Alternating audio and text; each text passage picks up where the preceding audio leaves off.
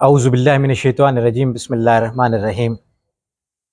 معزز حاضرین، جیسا کہ آپ کے علم میں ہے، آج کی یہ نشست ہم نے ایم فل اور پی ایچ ڈی کے اسکالرز کے لیے اور اپنی ینگ فیکلٹی کے لیے منعقد کی ہے، اور اس نشست کا عنوان مغرب کا مطالعہ اسلام، ماضی، حال اور مستقبل، اور اس حوالے سے محققین کے لیے تحقیق کے میدان میں کون سے نئے گوشے ہیں، کون سے نئے ایریاز ہیں جن پہ محققین داد تحقیق دے سکیں گے اور اس حوالے سے آگے بڑھ سکیں گے۔ اس عنوان کے ساتھ ہمارے درمیان جو مہمان مقرر اور فاضل استاد موجود ہیں، ڈاکٹر محمد فیروز الدین شاہ صاحب کھگا، یونیورسٹی آف سرگودا سے ان کا تعلق ہے اور وہاں کے شعبہ علوم اسلامیہ سے منسلک ہیں۔ شاہ صاحب کا جو علمی میدان ہے، خاص طور پر وہ استشراق اور مستشرقین کی مسائل، علوم دینیہ کے حوالے سے جو مستشرقین نے کام کیا ہے، اس کام کا مطالعہ، اس کا جائزہ، اس پہ نقد و تبصرہ، اس حوالے سے شاہ صاحب نے متعدد کتابیں بھی تحریر کی ہیں، اور ان کے علمی اور فکری مضامین پاکستان میں اور بیرون پاکستان مختلف مجلات کے اندر، علمی جرائد کے اندر شائع ہوتے رہتے ہیں۔ اور شاہ صاحب نے اس حوالے سے بہت عمدہ اور معیاری کام کیا ہے کہ جس کو مختلف فورمز پر سراہا گیا ہے۔ ہماری خوش قسمتی ہے کہ وہ آج ہمارے درمیان موجود ہیں۔ ہم دل کی اتھاہ گہرائیوں سے ان کو خوش آمدید کہتے ہیں کہ انہوں نے اپنی گوناگوں مصروفیات سے وقت نکال کر اس تقریب میں شریک ہونا قبول کیا ہماری دعوت پر، اور آج وہ ہمارے درمیان ہیں۔ اور میں یہ چاہوں گا کہ ہم بہت زیادہ تمہیدی گفتگو کو آگے بڑھانے کی بجائے براہ راست ڈاکٹر فیروز الدین شاہ صاحب کھگا کی گفتگو سنیں۔ مغرب کا مطالعہ اسلام، ماضی، حال اور مستقبل، ڈاکٹر سید محمد فیروز الدین شاہ صاحب کھگا۔ بسم اللہ الرحمن الرحیم، نحمده ونصلي ونسلم على رسوله الكريم، اما بعد فاعوذ باللہ من الشیطان الرجیم، بسم اللہ الرحمن الرحیم۔ یریدون لیطفئوا نور اللہ بافواہہم واللہ متم نورہ ولو کرہ الکافرون، صدق اللہ العظیم۔ یا رب صل وسلم دائما ابدا على حبیبک خیر الخلق کلہم۔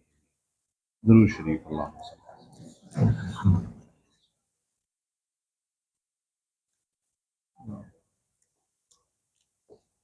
نہایت ہی محترم میرے بہت ہی عزیز برادر گرامی پروفیسر ڈاکٹر یاسر عرفات اعوان صاحب، صدر شعبہ علوم اسلامیہ جی سی یونیورسٹی فیصل آباد، ڈاکٹر ضیاء صاحب اور ایم فل اور پی ایچ ڈی کے اسکالرس، دیگر اساتذہ۔ مجھے جب ڈاکٹر یاسر صاحب نے دعوت دی کہ آپ نے ایک موضوع پر گفتگو بھی کرنی ہے اور ڈسکشن کا بھی حصہ بننا ہے، تو میں بہت انتھوزیسٹک تھا۔ ہمیشہ ہی مجھے اسکالرس کے مابین بیٹھ کر اور علم و تحقیق کی دنیا میں چند لمحے گزار کر ذہنی قلبی اطمینان اور سکون نصیب ہوتا ہے۔ یہ اللہ کا فضل ہے کہ جس کو علم سے، تحقیق سے نسبت ہو جائے۔ غالباً علامہ زمخشری کا ایک شعر مجھے اس وقت ذہن میں آ گیا ہے۔ وہ فرماتے ہیں کہ سحری لتنقیح العلوم الذ لی، سحری لتنقیح العلوم الذ لی من کل غانیۃ وطیب عناق، کہ مجھے راتوں رات بھر جاگنا علوم کی تنقیح کے لیے، علوم کے بحث و تمہیز کے لیے، تفتیش کے لیے، یہ مجھے کسی خوبرو گردن والی دوشیزہ اور خوشبودار دوشیزہ کے ساتھ رات بتانے سے بھی زیادہ عزیز۔ گویا یہ ایک لطف ہے، ایک لذت ہے، ایک سامان کام و دہن ہے کہ جیسے صوفیاء نے بھی کہا ہے نا کہ ہمیں ذکر اللہ کرنے سے واقعتاً ہمارا منہ میٹھا ہو جاتا ہے۔ حضرت سائیں توکل شاہ کا غالباً یہ قول ہے کہ ذکر کرنے سے میرا منہ ویسے ہی میٹھا ہو جاتا ہے جیسے میرے منہ میں کسی نے گڑ اور میٹھا اور شکر رکھی ہو۔ تو لوگ کہتے تھے کہ یہ ایک استعارتاً بات ہو رہی ہے کہ منہ میٹھا ہو جاتا ہے، جیسے ہم اپنے کسی محبوب کو کہہ دیتے ہیں کہ مجھے تو آج میٹھا میٹھا سب کچھ لگ رہا ہے، تو یہ دراصل حقیقت میں میٹھا نہیں ہوتا۔ تو انہوں نے کہا نہیں، مجھے واقعتاً میٹھا لگتا ہے۔ اللہ اللہ انچ شیری ہست نام، شیر و شکر می شود جانم تمام۔ واہ، تو حقیقت یہ ہے کہ جن لوگوں کو علم کے ساتھ ذوق پیدا ہو جاتا ہے، یہ ذوق اور جذبہ اور جنون اور انتھیوزیزم اور ایک لگاؤ اور ایک طلب پیدا ہو جاتی ہے، تو پھر راہیں خود بخود بنتی چلی جاتی ہے۔ اور ظاہر ہے کہ اسی ذوق کی وجہ سے ہی سفر ہوتے تھے، اسی ذوق کی وجہ سے یہ ساری تحقیقات ہوئی ہیں۔ اگر ذوق درمیان میں سے نکل جائے تو کچھ بھی نہیں ہو سکتا۔ تو مجھے یقین کیجئے کہ بہت مسرت محسوس ہو رہی ہے کہ ڈاکٹر صاحب نے اتنے کم وقت میں ایک اہم مجلس سجا دی، اور بالخصوص یہ ان سامعین کے ساتھ ہمیں مخاطب ہونے کا موقع مل رہا ہے۔ ایک میرے سامنے 2000 لوگوں کا مجمع بیٹھا ہو جو بیچارے اس فن کو جانتے ہی نہ ہوں، یا ان کی فیلڈ یہ نہ ہو، تو اس سے کہیں بہتر ہے کہ 10 عالم یا 5 لوگ جو جاننے والے ہیں ان کے ساتھ انسان وقت بتائے اور ان کے ساتھ گفتگو میں شریک ہو جائے۔ تو میں آپ کے بارے دیگر شکریہ ادا کرتا ہوں کہ آپ نے ہمیں موقع دیا۔ اب آتے ہیں اپنے اصل موضوع پر۔ یہ موضوع میں ڈاکٹر صاحب سے کہہ رہا تھا کہ یہ ایک پورا کورس ہے جس کو مجھے نہیں سمجھ آ رہی تھی کہ میں کیسے سمیٹوں، تو لیکن میں کچھ کوشش کرتا ہوں کہ کچھ بنیادی باتیں آپ کے سامنے رکھ سکیں، پھر آپ کے سوالوں کے جواب کے نتیجے میں اگر کوئی فائدے کی کوئی صورت سامنے آ جائے تو وہ ہمارے لیے غنیمت ہوگی۔ سب سے پہلے تو یہ سمجھ لیجئے کہ مغرب میں جب ہم مطالعہ اسلام کی روایت کی بات کرتے ہیں تو ذہن میں رکھیے کہ مغرب سے مراد ایک جغرافیائی سطح پر ایسا علاقہ ہے جہاں پر سورج غروب ہوتا ہے۔ تو اس کے اندر آج کل جس کو ہم بحث میں لاتے ہیں تو یورپ اور امریکہ دونوں شامل ہوتے ہیں۔ ہم جب مغرب کی بات کریں گے تو اس سے اسلامی مغرب مراد نہیں ہوگا جس کو ہم اندلس اور ہسپانیہ وغیرہ بولتے ہیں اس دور کا، جس میں اسلام کو فتوحات مل رہی تھیں اور وہاں پر وہ حکومت اور تمکنت کے اندر تھا۔ اس سے مراد یہی یورپ اور امریکہ کے وہ علاقے ہیں جہاں پر عیسائیت ان کا سب سے بڑا مذہب ہے، اور مذہب کی بنیاد پر، لیکن وہ کس طرح بدلتا رہا ہے اور خود اپنے مذہب کے بارے میں ان کی کیا رائے تبدیل ہوتی رہی ہے، اور اسلام کے بارے میں بھی ان کا موقف کیا ہے، یہ ہم نے سمجھنا ہے۔ تو مغرب کے حوالے سے جب ہم بات کرتے ہیں تو وہاں پر اسلام کا مطالعہ یا اسلام کے بارے میں ڈسکشنز بالخصوص یورپ کے اندر یا رومن امپائرز کے اندر، رومن سلطنت کے اندر اسی وقت شروع ہو گیا تھا جب سرکار دو عالم صلی اللہ علیہ وسلم نے اعلان نبوت فرمایا۔ تو گویا جو اسلام کے خلاف جو ایک تحریک کی ابتدا تھی وہ ایڈونٹ آف اسلام کے ساتھ، یعنی طلوع اسلام کے ساتھ ہی شروع ہو گئی تھی۔ اور اقبال نے اس کو بڑا خوبصورت کہا ہے کہ ستیزہ کار رہا ہے ازل سے تا امروز، چراغ مصطفی سے شرار نور ہے۔ تو یہ شروع سے ہی چل رہے ہیں۔ تو میں تفصیل میں نہیں جاؤں گا کہ حضور پاک صلی اللہ علیہ وسلم کے عہد میں کیا ہوا اور کیسے ہوا، لیکن بہرحال جو یعنی جو مخالفین اسلام تھے یا معاندین اسلام تھے، ان کے ہاں بالخصوص عیسائی راہبوں کے اندر جناب محمد رسول اللہ پیغمبر اسلام صلی اللہ علیہ وسلم کے حوالے سے جو ذہن یا موقف تشکیل پا رہا تھا وہ بعد میں ان کی اگلی نسلوں میں منتقل ہوتا رہا ہے۔ اور لطف کی بات یہ ہے کہ یہی جو یورپین کرسچنز تھے، انہی کے ذریعے سے امریکنز کرسچن کے اندر بھی اسلام کے جو مطالعے کے بنیادی مواد پہنچا ہے۔ یہ بڑا اہم نقطہ، اس کو نوٹ کیجیے گا کہ امریکہ میں جو اسلام پہنچا ہے وہ یورپی مشنریوں کے تھرو پہنچا ہے۔ تو گویا بنیادی اس میں جو رول پلے ہو رہا ہے مغرب کی تفہیم اسلام کی روایت میں، وہ یورپی مشنریوں کے تھرو۔ تو یورپینز نے یہ اسلام کے بارے میں جو بھی مواد پہنچایا وہ کیسا تھا، اس کے بارے میں بھی ہم بات کریں گے، لیکن بنیادی بات یہی ہے۔ یہ ایک بڑی اہم بات ہے کہ آج اگر ہم یورپ کے اندر جو مسلم آبادی موجود ہے اس کا اگر جائزہ لیں تو ایک اندازے کے مطابق 1.5 کروڑ مسلمان یورپ کے اندر آباد. یہ اتنی بڑی تعداد ہے کہ ایک تھریٹ کے طور پر اس کو مغرب کے اندر سمجھا جا رہا ہے، اور اس کو ڈیموگرافیکل تھریٹ کہتے ہیں کہ آبادی کا خطرہ. یہ جو اسلاموفوبیا کی آپ بات سنتے ہیں اس کے جہاں اور بہت سارے عوامل ہیں، وہاں پر ایک یہ بھی ہے کہ یہ مسلمان عجیب قوم ہے. ان کے ہاں ہر ایک گھرانے کے اندر 5 5 6 6 7 7 اور اس سے بھی کچھ زیادہ بچے مائیں جنتی ہیں. تو یہی اگر سلسلہ جاری رہا تو ایک روز ایسا آئے گا کہ بلکہ ایک آئیڈیا کے مطابق اور ایک اندازے کے مطابق 2050 کے اندر دنیا کا سب سے جو بڑا مذہب ہوگا، حتیٰ کہ مغرب کا بھی، یورپ کا بھی سب سے بڑا مذہب اسلام ہوگا. لیکن وہ کس لحاظ سے ہوگا؟ وہ ڈیموگرافیکل ہوگا، آبادی کے اعتبار سے.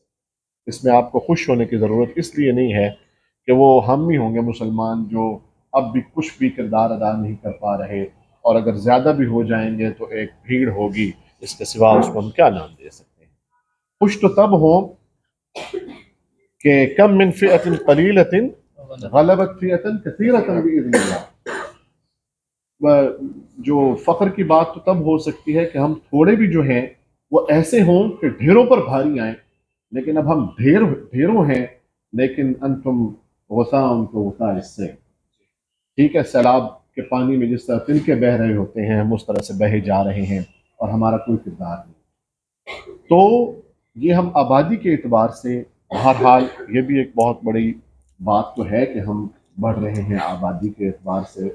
اور اس طرح اگر ہم بڑھتے رہے، اس وقت بھی ہم یورپ کے اندر عیسائیت کے بعد دوسرا بڑا مذہب اسلام ہے.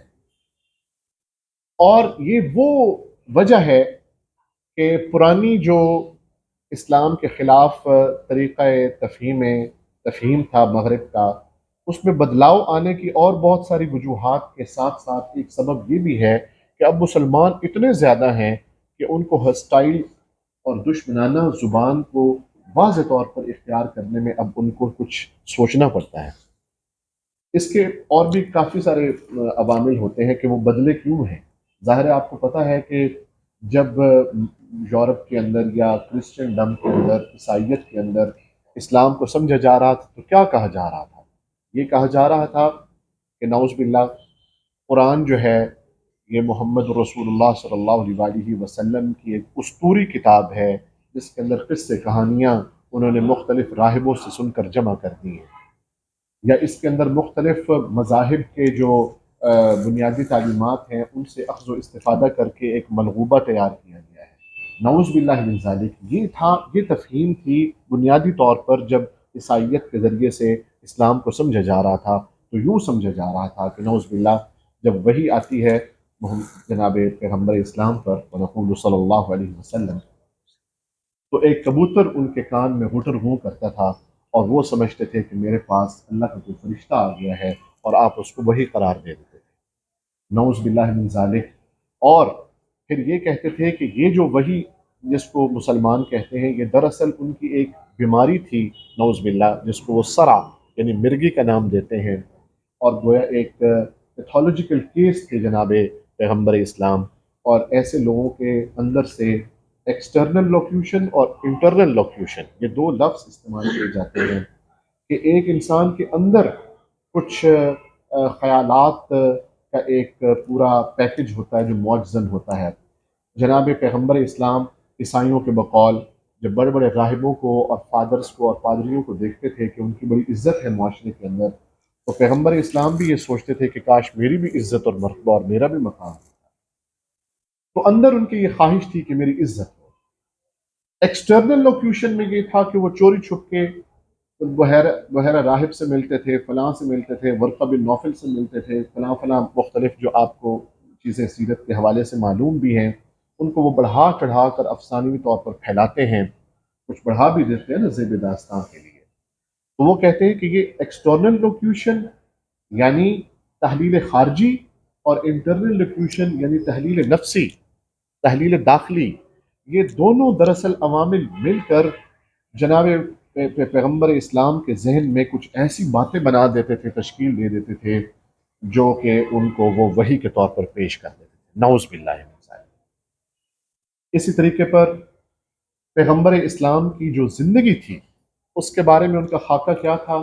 حضرت زینب بنت جہش سے آپ کے نکاح کو انہوں نے اس قدر بڑھایا ہے، اور آپ صلی اللہ علیہ وسلم کی تعدد ازدواج کے اوپر آپ کے نعوذ باللہ اخلاقی قدروں سے گھٹا ہوا ہونے کے اوپر انہوں نے نتیجہ نکالا ہے۔ اسی طریقے پر جو جنگی اور عسکری جو آپ کا مزاج تھا، اور اس میں گویا شدت اور دہشت گردی کے جو عناصر وہ نکالتے ہیں، تو یہ تھا وہ ایک تصور اور قرآن کے بارے میں کہ یہ دوسری قوموں کے جو تہذیبیں ہیں، مذاہب ہیں، ان سے ماخوذ ہے اور اس میں کچھ نیا نہیں ہے، اور نیز یہ کہ یہ افسانوی قصے ہیں اور اس کے علاوہ یہ کچھ نہیں ہے، اور اگر اس کے اندر کچھ ہے تو وہ لوگوں کو مارنے اور لوگوں کو سزائیں دینے اور ظلم اور گویا جبر اور خواتین کے حقوق کی پائمالی اور اس طرح کے تصورات بندھے جو یورپ کے اندر پروان چڑھتے رہے، اور یہ پروان چڑھتے رہے تا آنکہ جب ان کا مسلمانوں کا اندلس کے اندر قبضہ ہو گیا، حکومت بن گئی، سلطنت عثمانیہ کا دور آپ نے دیکھا اور مسلمانوں کی حکمرانی دیکھی، تو تب جو ان کے جو اچھے انٹریکشنز تھے اور تعامل تھے مسلم حکمرانوں کے، تو اس کے نتیجے میں کچھ ایسے گروہ بھی پیدا ہو گئے کہ جو اسلام کو کچھ بہتر انداز میں بھی دیکھنے لگے۔ تو سب سے پہلے 12ویں صدی کے اندر قرآن کریم کو سمجھنے کے لیے، اس سے پہلے تو یورپینز نے قرآن کو براہ راست ہاتھ لگایا ہی نہیں ہے، عیسائیوں نے کبھی قرآن کو ہاتھ لگایا ہی نہیں، اپنے طور پر اندر ہی اندر جو ان کا خوب سے باطن تھا وہی بس ظاہر ہوتا رہا۔ لیکن اب ایک تبدیلی پیدا ہوئی، اور وہ کیا ہوئی کہ رابرٹ آف کیٹن نے ایک قرآن کا لیٹن یا لاطینی ترجمہ قرآن شائع کیا، پیش کیا، اور اس کے اندر کیا کیا گیا کہ قرآن کو جی سمجھا تو جائے، تو ترجمے کے ہی ذریعے چلو سمجھا جائے، لیکن سمجھا تو جائے۔ تو یہ ایک روایت تھی جس میں اگرچہ اخطاءات اور غلطیاں اور اسلام کے خلاف جو دشمنی کے جو مواد تھے وہ بہرحال چلتے رہے، لیکن ان کا جو طرز استدلال تھا اس میں تبدیلی پیدا ہوئی، اور وہ جو ایک سراسر اعتراض کا اور حفوات کا اور گویا کہ لان تان کا اور منفی پروپیگنڈے کا جو ایک خاص انداز تھا بلنٹ قسم کا، وہ بدلا اور تھوڑا سا براہ راست قرآن کی جانب ایک رغبت سی اور ایک رجحان سے پیدا ہوا۔ لیکن ابھی بھی گویا کہ لباس بدلا ہے، اندر جو خرابی اور خبث تھا وہ وہی چلتا رہا۔ چنانچہ 18ویں صدی کے اندر مغرب کے اندر کچھ چیئرز یونیورسٹیوں کے اندر قائم کی جانے لگیں کہ اب اس کا سسٹمیٹک مطالعہ مزید کیا جائے اور اس کے اندر کوئی اس کا ایک ایکڈیمک ڈسکورس تشکیل دیا جائے۔ اس کے لیے باقاعدہ طور پر عربی زبان کے سیکھنے کے لیے چیئرز قائم ہوئی یونیورسٹیوں کے اندر، فرانس کے اندر، سوربون کے اندر، اور اس طرح مختلف اور جامعات کے اندر، اور یوں یہ جو راہبوں سے اور کرسچینٹی کے روایتی جو طبقہ تھا وہاں سے نکل کر جو اسلام کا مطالعہ تھا وہ جدید درسگاہوں اور تحقیقی اداروں میں بھی آنے لگ گیا۔ اب ایک اور امپورٹنٹ جو یہاں پہ میں پوائنٹ ذکر کروں گا وہ یہ ہے کہ دو اصطلاحات بڑی ضروری سمجھنے والی، ایک ہے کلونیلزم اور ایک ہے اورینٹلزم۔ کلونیلزم استعمار کو کہتے ہیں۔ استعمار کا مطلب ہوتا ہے عمارتیں بنانا، یعنی کسی جگہ پہ جانا جو ان کی اپنی جگہ نہ ہو اور وہاں پہ آبادیاں بنانا، تعمیر کرنا، لوگوں کو وہاں پہ بھیجنا، اپنے جتھے بنانا، اپنے گروپس تشکیل دینا، اپنی معاشی ایکٹیویٹیز کرنا، اور آہستہ آہستہ آہستہ آہستہ پھر صرف یہی نہیں کہ وہاں معاشی سرگرمیاں کرنی ہیں بلکہ لوگوں کے ذہن کو بھی پڑھنا ہے، وہاں پہ لوگ کن کن چیزوں سے متاثر ہوتے ہیں، ان کے جذبات کیا ہوتے ہیں، وہ کن کو اپنا سب سے بڑا مقتدا سمجھتے ہیں، اس کے بارے میں معلومات اکٹھی کرنا۔ تو استعمار جو ہوتا ہے اس کا پورا ایک پیکج ہوتا ہے، وہ وہاں پہ جا کے لوگوں کی خدمتیں بھی کرتے ہیں، رفاہ عامہ کے کام بھی کرتے ہیں، ہاسپٹلس بھی بناتے ہیں، ادارے بھی تشکیل دیتے ہیں، اسکولس بھی بناتے ہیں، اور جو غریب لوگ ہوتے ہیں ان کو امداد بھی کرتے ہیں۔ اور یہ پورا پیکج ہوتا ہے۔ جب یہ ایک بہت اونچی سطح پر پہنچ جاتا ہے تو تب ان کو اس بات کا موقع مل جاتا ہے، جب ان کے پاس قوت آتی ہے تو وہ اصل ہیبیٹنٹس جو ہوتے ہیں ان کے اوپر رول کرنا شروع کر دیتے ہیں۔ آپ کو پتہ ہے جیسے پرتگیز آئے تھے اور ہمارے انڈو پاک انڈیا کے اندر، ہندوستان کے اندر کس طرح سے انہوں نے قبضہ کر لیا۔ تو یورپینس جو ہیں، جب انہوں نے مسلم علاقوں کو اپنی کالونی بنایا اور گویا کولونیلزم شروع ہوا، تو اب وہاں پر اس کو اپنے استعمار کو اور اپنے تسلط کو طول دینے کے لیے اور برقرار رکھنے کے لیے، جہاں ان کو سیاسی، مالی اور دیگر امور کے اندر کوشش کرنی پڑی تھی، عسکری امور کے اندر ان کو کرنے کے لیے چیزیں کرنی پڑی تھی، وہاں ان کو علمی جو روایت تھی اس کو بھی اپنے قبضے میں لینا تھا۔ چنانچہ آپ دیکھیں کہ وہ بہت ساری کتابیں جو کہ مسلمانوں کا ورثہ تھی، سب سے پہلے کنہوں نے چھاپا ہے اس کو؟ ایڈٹ کر کے انگریزوں نے، یورپینز نے۔ آپ کئی کتابیں، واقدی کی کتاب اٹھا لیں، ابن ندیم کے الفہرست اٹھا لیں، فلوجل شائع کر رہا ہے، کوئی کتاب شائع کر رہا ہے، تو کتابیں وہ ایڈٹ کر کے چھاپ رہے تھے۔ کس لیے؟ کیا آپ کا کیا خیال ہے کہ وہ آپ کے ساتھ مخلص تھے؟ اصل وہ کیا تھے کہ ایک تو اپنے جو ان کے لوگ ہیں، وہ ایک ایسی ٹیم تھی، استعمار کے اندر ہی، استعمار کے تحت ہی ایک الگ گروپ تھا جو کہ صرف اسکالرس کا گروپ تھا، جن کا کام یہ تھا کہ مشرق کے وہ علاقے جن پر ہمارا تسلط ہے، وہ لوگ کیسا سوچتے ہیں، ان لوگوں کا آرٹ کیا ہے، ان لوگوں کے فنون کیا ہے، ان کے لٹریچر کیا ہے، ان کے مذہبی رجحانات کیا ہیں، ان کے جھگڑے کرنے کے طریقے کیا ہوتے ہیں، ان کی بولیاں کیا ہیں، یہ تمام چیزیں سیکھی جائیں، ان کے علوم کیا ہیں۔ ایسی تمام چیزوں کے سیکھنے کو کیا کہا جاتا ہے؟ اورینٹلزم، جس کا ترجمہ ہم کرتے ہیں شرق شناسی۔ کیا مطلب ہے؟ کہ آپ مشرق کو پہچاننا ہے۔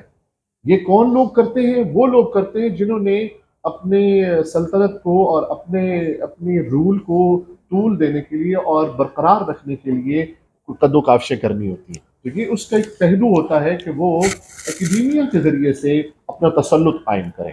تو جس طرح استعمار بنیادی طور پر تسلط کا فلسفہ ہے، اسی طریقے پر تسلط علم کے ذریعے سے کسی پر حاصل کیا جائے تو اس کو اورینٹلزم کہتے ہیں۔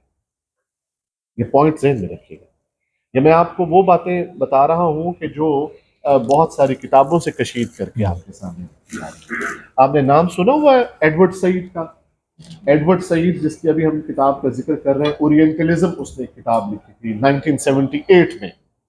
یہ ایک فلسطینی عیسائی تھا، اور اس نے سب سے پہلے یہ آواز اٹھائی تھی کہ یہ جو لوگ مسلمانوں کے بارے میں پڑھ رہے ہیں اور مسلمانوں کے بارے میں مغرب کے لوگ غلط فہمیاں پیدا کر رہے ہیں اور اسلام کے اوپر طعن، تشنیع اور شبہ پیدا کر رہے ہیں، دراصل ان کا مقصد مسلمانوں کے ایمان کو کمزور کرنا ہے اور علمی سطح پر اپنا سکہ رائج کرنا ہے۔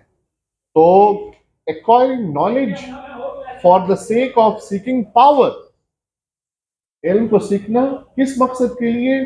پاور حاصل کرنے کے لیے۔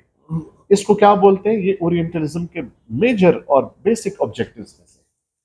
تو میں یہ عرض کر رہا ہوں کہ تبدیلی کیوں آتی ہے؟ تبدیلی اس لیے آئی کہ حالات بدلے، چونکہ انٹریکشن کرنا تھا، چونکہ ان کی چیزوں کو اپنے طور پہ شائع کر کے ان کی اپنی حمایت بھی لینا مقصود تھا۔ اورینٹلزم کے کئی پھر آگے اس کے ایسپیکٹس ہیں جن کو ہم اس وقت زیر بحث نہیں لا سکتے۔ تو یہ سارا ایک آپ کو شاید ارتقائی ایک چیز سمجھ میں آئی ہوگی۔ تو یہیں سے پھر جو ہے یہ چیز اسلام کی یہی تفہیم امریکہ میں بھی گئی، جیسے کہ میں نے آپ کو شروع میں کہا۔ اب یہاں پہ جب ہم مغرب میں اسلامی روایت کی تفہیم کی بات کرتے ہیں تو ایک بات کو ضرور ذہن میں رکھنا چاہیے، اور وہ یہ ہے کہ وہ کس تناظر میں اسلام کو دیکھنا چاہتے ہیں، وہ کون کون سے اسباب ہیں، وہ کون کون سے حوادث ہیں، وہ کون کون سے محرکات ہیں، وہ کون کون سی وجوہات ہیں جن کی وجہ سے وہ اسلام کو اتنا غلط طور پر پرسیو کرنے کی کوشش کرتے ہیں، ایسا وہ کیوں کرتے ہیں؟ ان کو چاہیے تھا کہ وہ عادلانہ طریقے پر پڑھتے اور اچھے نتائج برآمد کرتے، ایسا وہ کیوں نہیں کرتے؟ تو دراصل یہ ایک تاریخی مسئلہ ہے۔ وجہ یہ ہے کہ کچھ واقعات مسلمانوں اور عیسائیت کے ایسے درمیان میں گزرے ہیں جن کی وجہ سے مسلمانوں جن کی وجہ سے عیسائیت کے کینوس آف مائنڈ سے وہ واقعات کبھی وہ اس کو کھرچ نہیں سکے، اور آج تک وہ ان کو تازہ رکھتے ہیں۔ اس لیے وہ جو اسلام کے خلاف نفرت ہے وہ چونکہ نکال نہیں پائے، اس لیے وہ جب بھی اسلام کا مطالعہ کرتے ہیں تو انہی نتائج کے اوپر پہنچتے ہیں۔ وہ واقعات کون کون سے ہیں یہ آپ کے ذہن میں ہونے چاہیے۔ یاد رکھیے، سب سے جو بڑا میجر جو وجہ ہے وہ صلیبی جنگیں ہیں، جو 11ویں سے 13ویں صدی تک 200 سال مسلمانوں اور عیسائیوں کے مابین جاری رہیں۔ ان جنگوں کے نتیجے میں اور جہاں پہ کئی نقصان ہوئے، ایک نقصان یہ ہوا کہ نفرتیں ایسی پیدا ہوئیں کہ خود کیرن آرمسٹرانگ نے، جو آج کل کی بہت بڑی اسکالر ہے یورپین، اس نے یہ خود لکھا ہے کہ waste couldn't erase the hatred of Muslims from the canvas of their mind۔ یہ مفہوم بتا رہا ہوں کہ جو ویسٹ ہے اس کے اسکالرس آج تک اپنے دماغ سے یہ نفرتیں کھرچ نہیں سکے، اور اسلام پھر بھی ان کے بارے میں محبت کا اور رواداری کا ہاتھ اخلاص کے طریقوں سے بڑھاتا ہے، لیکن ان کے دلوں کے اندر جو اسلام کے بارے میں نفرت ہے وہ کبھی ختم نہیں ہو پائی۔ تو یہ وہ وجہ ہے جس کی وجہ سے وہ کبھی اس طرح سے نہیں سوچتے جس طرح ایک پیور ایکیڈیمیشین سوچتا ہے۔ 1099 میں صلیبیوں کے ہاتھوں مسلمانوں کا بہت بڑا قتل عام ہوا تھا یروشلم کے۔ یہ وہ واقعہ ہے کہ جس کی وجہ سے جو ہے مسلمانوں اور عیسائیوں کے مابین ایک خاص جو ہے ایک کیا کہنا چاہیے کہ ڈائیکاٹمی انٹرنلی ضرور رہتی ہے، کشمکش ضرور رہتی ہے۔ آپ بے شک مولانا ابو الحسن ندوی کی کتاب جو ہے اسلامیت اور مغربیت کی کشمکش، اس کی جو طویل تاریخ ہے اس کے بہت بڑے بڑے سنگ میل ہیں جہاں پر آپ کو پتہ چلے گا کہ یہ وہ بڑے بڑے واقعات ہیں جن کی وجہ سے مغرب کا یہ بیک گراؤنڈ اور پس منظر بن چکا ہے اسلام کے بارے میں، اور یہ وہ ابھی تک پرش نہیں پایا۔ تیسری جو بڑا واقعہ ہے وہ فتح قسطنطنیہ ہے 1453۔ تو یہ بھی ایسی چیز ہے کہ سلطان صلاح الدین ایوبی ان کے ذہنوں سے کبھی مٹ نہیں پایا، اور وہ ایک مہیب خطرے کے طور پر ان کے ذہنوں میں امٹ کے آ جاتا ہے۔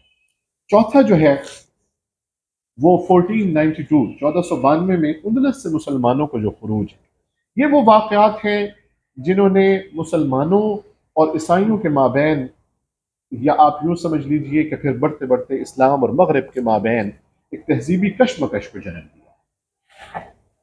یہ جو واقعات میں نے تاریخی حوادث میں بتائے ہیں بہرحال ایسے ہیں کہ جن کی وجہ سے مغرب اسلام کی عادلانہ تفہیم میں آج تک ناکام رہا ہے۔ البتہ اس میں تبدیلیاں آئیں جیسے کہ میں نے آپ کے سامنے ذکر کیا۔ اب میں یہ بات کرتا ہوں کہ یورپ سے آپ سمجھ لیجئے کہ مغرب کے اندر ساری جو اسلام کے بارے میں جتنا کچھ بھی تھا اس کا مفہوم امریکہ کے اندر منتقل ہوا۔ تو امریکہ کے اندر مطالعہ اسلام کو اگر ہم آپ کے سامنے رکھیں تو 3 پہلو بڑے امپورٹنٹ ہیں، لیکن ان 3 پہلوؤں کو بھی ذکر کرنے سے پہلے یہ بات ضروری ہے کہ جب ہم نے ذکر کیا کہ ایڈورڈ سعید نے اورینٹلزم لکھ دی 1978 میں، اورینٹلزم نے دراصل جو استشراقی علمی روایت تھی اس کے تار و پود بکھیر دی اور اس کی حقیقت کو تشت زبان کیا، اور یہ اتنی ٹھوس تنقید تھی کہ جس کے اثرات آج تک محسوس کیے جاتے ہیں، اور اتنے محسوس کیے گئے کہ جو 20ویں صدی کا یہ جو نصف اخیر ہے جب اورینٹلزم پر تنقید آ گئی تو مغرب کے لوگوں نے اورینٹلزم کا نام ہی استعمال کرنا چھوڑ دیا۔ اب اورینٹلزم جتنا بھی آ رہا ہے وہ تاریخی تناظر میں آ رہا ہے، نیا جتنا بھی ذکر ہو رہا ہے اب وہ کہتے ہیں کہ we are not the orientalist. آپ برنرڈ ڈیوس کو دیکھیں آن دا اورینٹلزم اور اس طرح کی کتاب مضامین کے اندر وہ یہ بات واضح کرتے ہیں کہ ہم تو اورینٹلسٹ ہیں ہی نہیں. اب وہ کہتے ہیں کہ we are area study specialist. Area study specialist کا مطلب یہ ہے کہ پہلے جو وہ بات کرتے تھے اورینٹلزم کے اعتبار سے کہ مشرق کے علاقوں کے بارے میں جانکاری حاصل کرنا ان کے علوم و فنون کے، اب کیا وہ کہتے ہیں پاکستانولوجسٹ اگر کوئی پاکستان کے بارے میں تحقیق کرے، انڈیالوجسٹ، ایجپٹیولوجسٹ اور عربسٹ. اب یہ اصطلاحیں پیدا ہو گئی ہیں کہ ساؤتھ ایشیا کے بارے میں جو مہارت حاصل کرے، جو کسی فلاں علاقے کا، الگ الگ یہ انہوں نے اب کر لیا ہے. تو اب امریکہ کے اندر آپ دیکھیے گا کہ اورینٹلزم کے تناظر میں کوئی بات چیت نہیں ہوتی. ان کے ہاں جو مطالعہ اسلام کا ایک منظرنامے ہمارے سامنے آتے ہیں تو اس میں پہلا منظرنامہ کیا ہے؟ Area study specialization. Area study specialization کے تناظر میں امریکہ میں سینٹر بنے ہوئے ہیں، باقاعدہ تحقیقی ادارے بنے ہوئے ہیں جہاں پر وہ مختلف علاقوں کے ساتھ کیسے ڈیل کرنا ہے، ان کی اکانومی کو کیسے پڑھنا ہے، ان کے عسکری معاملات کو کیسے دیکھنا ہے، ان کے سیاسی پہلوؤں کے اوپر کیسے ڈسکشن کرنی ہے، جاپان میں کیا ہو رہا ہے، عرب میں کیا ہو رہا ہے. ایک میں پہلو اور بھی آپ کو واضح کر دوں، یہ وہ اصل میں کچھ منتشر چیزیں بھی ہوتی ہیں چونکہ بہت بڑا موضوع ہے، تو لیکن میری کوشش یہی ہوگی کہ آج آپ کو کچھ ایسی باتیں ضرور پوائنٹس کے طور پر مل جائیں جو پھر آگے سوچنے کے لیے بہت مہمیز کرنا. تو یہ پوائنٹ ہے کہ جب آپ مغرب بمقابلہ اسلام بات کرتے ہیں، مغرب بمقابلہ اسلام بات کرتے ہیں تو مغرب سے مراد تو آپ کو پتہ چل گیا کہ یورپ ہے اور امریکہ ہے. اسلام سے کیا مراد اور مسلمانوں سے کیا مراد؟ یہ بڑا امپورٹنٹ پوائنٹ ہے. یاد رکھیے گا یوں تو دنیا کے مختلف خطوں میں مسلمان رہتے ہیں اور اسلام بھی موجود ہے، لیکن یورپینز اور امریکنز کے نزدیک جو اصل شناخت یا اصل معیاری شکل مسلمانوں کی یا اسلام کی ان کے سامنے ہے، جس کو بنیاد بنا کر وہ اس کا مطالعہ کرتے ہیں، وہ مشرق وسطیٰ کی اسلامی روایت ہے یا مسلم روایت. وجہ کیا ہے؟ وجہ یہ ہے کہ مشرق وسطیٰ بیت المقدس یا بیت المقدس دونوں ٹھیک ہیں، یہ وہ مقام ہے کہ جہاں پر تینوں سامی ادیانوں کی مذہبی وابستگی کی تاریخ ہے. یعنی یہودی کہتے ہیں یہ ہمارا ہے، عیسائی کہتے ہیں یہ ہمارا ہے، اور مسلمان کہتے ہیں یہ ہمارا قبلہ ثانی ہے. تو تینوں کی مذہبی وابستگی کس کے ساتھ ہے؟ اسی جگہ کے ساتھ ہے. پھر چونکہ اسلام کی نہضہ جو ہے، اٹھان جو ہے، وہ کہاں سے ہوئی تھی؟ وہ چونکہ عرب سے ہی ہوئی تھی، تو اس لیے یہ عرب اور مشرق وسطیٰ جو ہے، جب بھی کوئی اورینٹلسٹ اسلام کی بات کرے گا، جب بھی کوئی اورینٹلسٹ شدت پسندی کی بات کرے گا، تو وہ آپ کو مثالیں کہاں سے دیں گے؟ مشرق وسطیٰ سے دیں گے. ایران بھی اس کے اندر شامل کر لیجیے. تو بہرحال یہ امپورٹنٹ پوائنٹ ذہن میں رکھنا ہے کہ وہ اصل میں جو غلطی کھاتے ہیں اس کی ایک وجہ، جہاں اور کئی وجوہات ہیں جیسے کہ ابھی میں نے ذکر کیا، ایک وجہ یہ بھی ہوتی ہے کہ دراصل ان کے ہاں اسلام یا مسلمانوں کا اس سے مراد یہ ہوتا ہے. حالانکہ بہت ساری جگہوں پر مسلمان بستے ہیں اور ان کے تہذیبی اور ان کے ثقافتی بھی کچھ تبدیلیاں، ویریشنز بھی ہیں، اور ان کی سوچوں میں بھی فرق ہے، لیکن ایسا وہ نہیں کرتے. وہ باقاعدہ طور پر ایک ہی طرح کا مسلمان سمجھتے ہیں اور اسی لکیر کو پیٹتے رہتے ہیں. وہ یہ دیکھتے ہیں کہ ایک منہ کے اوپر رومال لپیٹا ہوا شخص ہے اور اس کے ہاتھوں میں غلیلے ہیں یا ایک ہاتھ میں پتھر ہے، اور وہ جو ہے اسرائیلی ٹینکوں کے اوپر یا اقوام متحدہ کی گاڑی کے اوپر پتھر پھینک رہا ہے. تو یہ چیز جو ہے وہ ریویل کرتے ہیں اور یہ تصور پیش کرتے ہیں کہ دراصل یہ ہے اسلام کا وہ اصل چہرہ، کہ جس میں وہ رد عمل کی بھی گنجائش مسلمانوں کو نہیں دیتے، ظلم کرتے ہیں اور ظلم کے بعد رد عمل کی بھی گنجائش نہیں دیتے، اور رد عمل کو کس چیز کا لیبل لگا کے پروموٹ کرتے ہیں اور پروپیگنڈا کرتے ہیں کہ یہ شدت پسند ہیں اور یہ ٹیررسٹ ہیں اور یہ ایکٹیوسٹ ہیں. تو یہ بہرحال ایک منظرنامہ بہرحال اورینٹلزم کے بعد البتہ چینج ہو گیا ہے. کہ اب وہ اورینٹلزم اتنا پٹا ہے اور ایڈورڈ سعید نے اس کو اتنا کھولا ہے کہ اب وہ اس کو نہیں کرتے۔ دوسرا جو ان کا طریقہ ہے اسلام کو پڑھنے کا، وہ جدیدیت یعنی ماڈرنٹی کے لینس سے پڑھنا۔ وہ غلطی کیوں کھا رہے ہیں؟ وہ اس لیے کھا رہے ہیں کہ دراصل آپ کو پتہ ہوگا کہ ایک ایسا دور بھی آیا کہ جب خود عیسائیت نے انجیل مقدس سے اور پاپائیت سے دستبرداری کا اعلان کر دیا، دستبرداری کا اعلان کر دیا، اور انہوں نے یہ سمجھا کہ ہماری جو ترقی ہے اس کی راہ میں اگر کوئی چیز رکاوٹ ہے تو وہ عیسائیت ہے۔ دوسرے لفظوں میں کہیے کہ مذہب رکاوٹ ہے، مذہب رکاوٹ ہے۔ تو مذہب کی جب بات ہوگی تو اسلام بھی ایک مذہب ہے، تو اس لیے وہ کہتے ہیں کہ جیسے عیسائیت ہماری ترقی کی راہ میں رکاوٹ رہا ہے، ڈاکٹر صاحب ادھر آ جائیں، بالکل اسی طریقے پر جو اسلام ہے وہ بھی ترقی کی راہ میں رکاوٹ ہے۔ اور جب تک مسلمان اپنی اسلامی یا مذہبی وابستگی سے اسی طرح دستبردار نہیں ہو جاتے جس طرح عالم عیسائیت ہو گیا ہے، تو اس وقت تک دنیا کی خوشحالی اور پراسپیرٹی کی کا جو خواب ہے وہ شرمندہ تعبیر نہیں ہو سکتا۔ تو اب وہ جتنا کچھ بھی تنقید کر رہے ہیں، اب اس میں آپ دیکھیے، کبھی آپ نے سوچا ہے کہ وہ عورتوں کے حقوق کے اوپر اسلام کو بہت زیادہ دقیانوس کیوں قرار دیتے ہیں؟ وہ پردے کے مسئلے کو زیادہ کیوں ڈسکشن میں لاتے ہیں اور اس کی بنیاد پر مسلمانوں پر تنقید کرتے ہیں؟ اسی طریقے پر اور کئی امور ہیں، رسوم و رواج ہیں، جو رائٹس اینڈ ریچولز ہیں، جن کی وجہ سے وہ مسلمانوں کو تنگ نظر قرار دیتے ہیں۔ پردہ وغیرہ کو بھی لے لیجیے اور دیگر اور بہت سے سماجی مسائل ہیں۔ تو یہ دراصل جدیدیت کی راہ میں رکاوٹ۔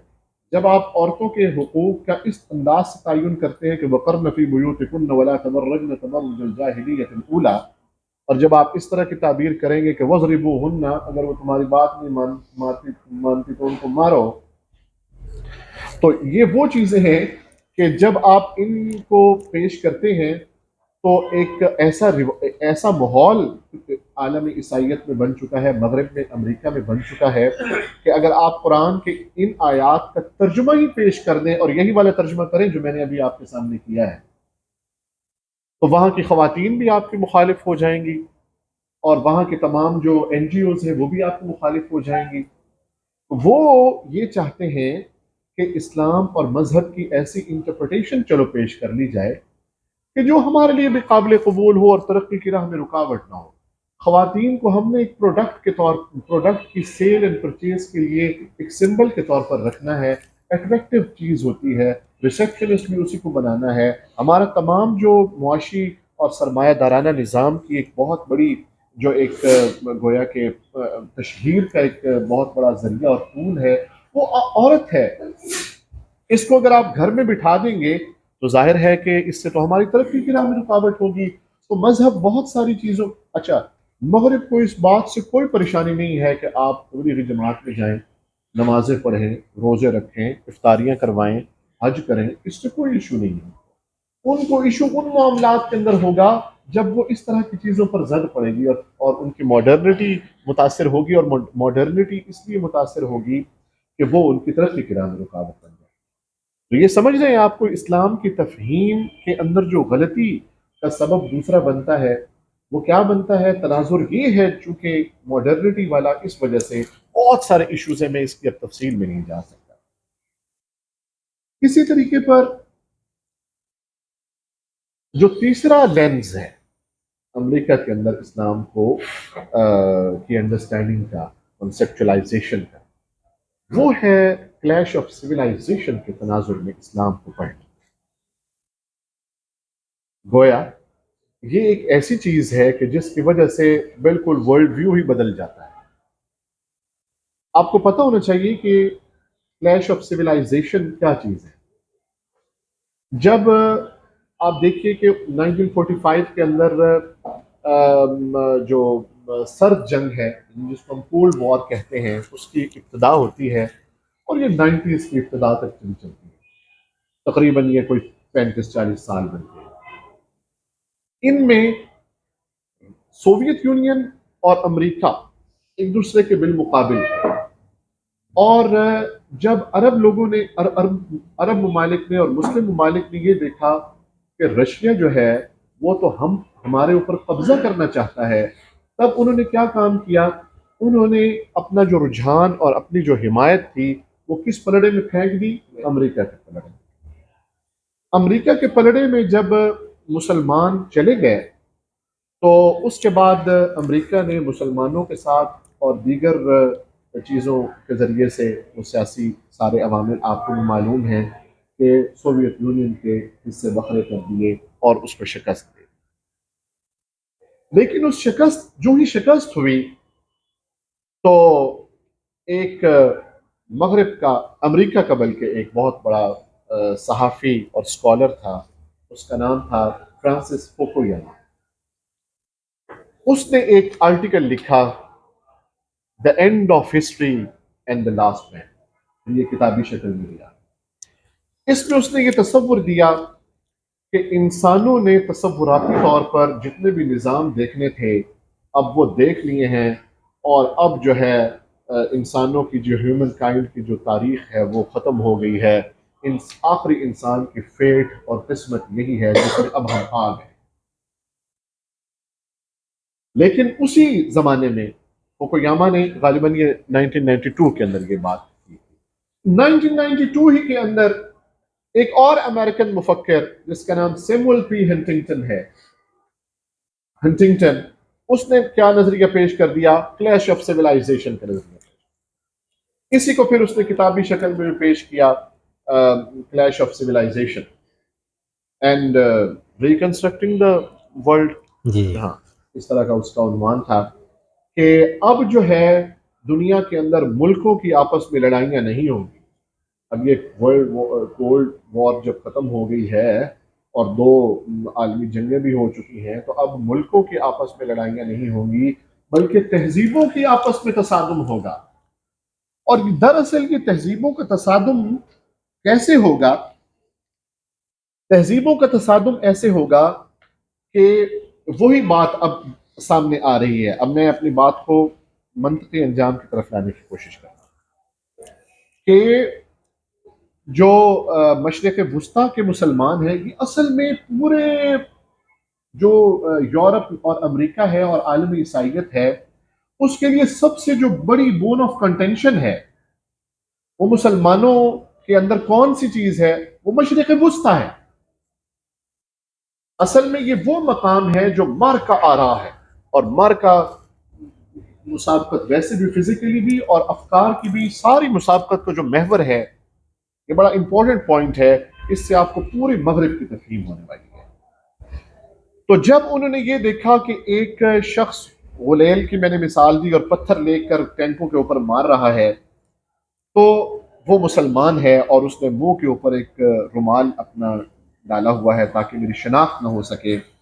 تو کلیش آف سیولائزیشن میں سیموئل پی ہنٹنگٹن یہ کہتا ہے کہ دراصل اب جو لڑائی ہونی ہے وہ مغرب اور اسلام یا تہذیبوں کے مابین ہوگی، مختلف تہذیبوں کے مابین ہوگی۔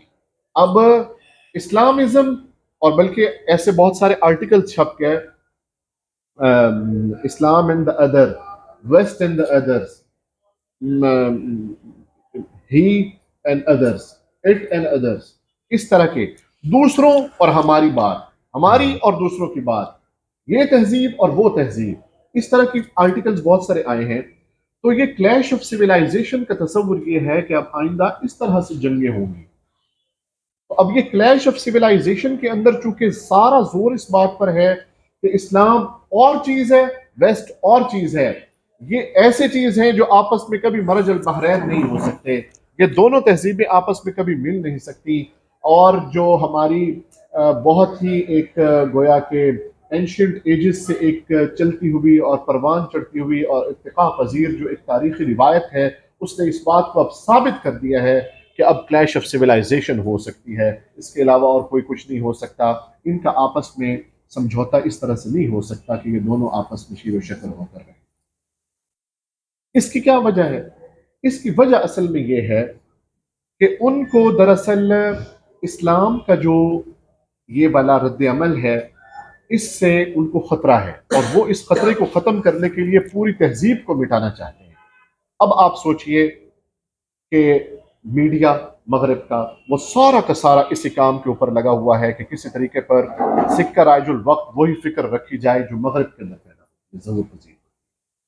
آپ اپنی بات آج یہاں پہ کر لیں، کوئی جتنا بھی بڑا عالم، جتنا بھی بڑا، آپ کیا سمجھتے ہیں مسلمانوں کے پاس بڑے اسکالرز نہیں ہوئے، نئے آئیڈیاز نہیں آئے آج کے دور میں؟ پچھلے 100 سالوں میں، 200 سالوں میں بڑے لوگ ہوئے ہیں، لیکن ان کا میڈیا اس کو ہائی لائٹ نہیں کرتا۔ ان کا میڈیا مسلمانوں کو ہیرو بنانے کے لیے تیار ہی نہیں ہے۔ آپ کو پتہ ہونا چاہیے کہ 1901 سے 1922-23 تک، ان تقریباً 2023 تک 120 سالوں میں کتنے نوبیل پرائز دیے گئے ہوں گے؟ ان میں سے کتنے ملے ہیں مسلمانوں کو؟ جی ذرا مجھے بتائیے کوئی آپ میں سے ایک آدھ، وہ بھی ایک قادیانی کو، اور 22 یہودیوں کو نوبل پرائز ایوارڈ ملا ہے۔ 22 یہودیوں کو، 0.2% آبادی ہے یہودیوں کی پوری دنیا کے اندر۔ یہ 100% سے بھی زائد کامیابی کی ریشو بنتی ہے ڈاکٹر صاحب۔ اس کا کیا مطلب ہے کہ مسلمانوں کے اندر کیا جو ہے کوئی نئے آئیڈیاز نہیں پیش کیے جاتے؟ نہیں، یہ تہذیبی کشمکش کا دور ہے۔ اس میں مسلمانوں کی کوئی اچھی بات کو جو ہے وہ آپ نے مشہور نہیں کرنا، اس کو آپ نے ہیروئک پوزیشن میں نہیں لے کے آنا۔ میڈیا، اس کو اگر آپ اورینٹلزم تو آپ ایڈورڈ سعید کی پڑھتے ہیں، لیکن ایک اور کتاب ہے جس کا تذکرہ اور ایڈورڈ سعید کے حوالے سے نہیں کیا جاتا یا کم کیا جاتا ہے، کورنگ اسلام۔ کورنگ اسلام کا جو تھیم ہے وہ یہی ہے کہ مغرب جو ہے صرف یہ دکھاتا ہے کہ اسلام پتھر کے لوگ، مسلمان پتھر پھینک رہے ہیں، رد عمل دکھا رہے ہیں، تشدد کر رہے ہیں، انتہا پسندی کر رہے ہیں۔ ان کا میڈیا سارا کچھ یہی دکھاتا ہے۔ سی این این سے لے کر فاکس سے لے کر باقی تمام ٹی وی چینلز جو ہیں وہ اپنی ہی بولتی بولتے ہیں، اور رائے عامہ کو ہم وار کرتے ہیں، پروپیگنڈا وار کرتے ہیں۔ اسی طریقے پر اپنے میڈیا کے ذریعے سے، اپنی اکانومی کے ذریعے سے، اپنی مارکیٹنگ کے ذریعے سے حرام پروڈکٹس کو استعمال کرتے ہیں، ترویج دیتے ہیں۔